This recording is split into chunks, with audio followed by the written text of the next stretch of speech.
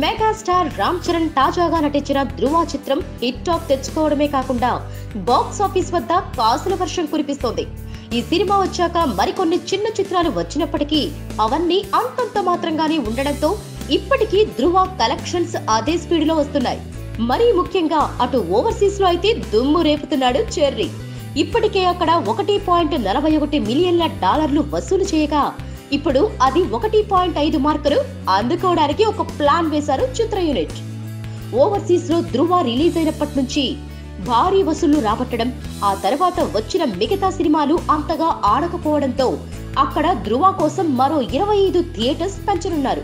అవును, చరణ్ యాక్షన్ సినిమాలో దమ్ము ఉండడం వల్ల ప్రేక్షకులు అక్కడి థియేటర్స్ కు క్యూలు కడుతున్నారు. ఈ నేపథ్యంలో సంక్రాంతి వరకు వేరే సినిమాలు వచ్చే ఛాన్సే లేదు కాబట్టి అప్పటి వరకు ధృవ అక్కడ బాక్స్ ఆఫీస్ ను షేక్ చేయొచ్చు. సంక్రాంతికి మరో 10 రోజులు టైం ఉంది కాబట్టి ఈ సమయంలో ఈజీగా 1.5 మిలియన్ల రాబట్టడం పెద్ద కష్టమేమీ కాదంటున్నారు ట్రేడ్ వర్గాలు.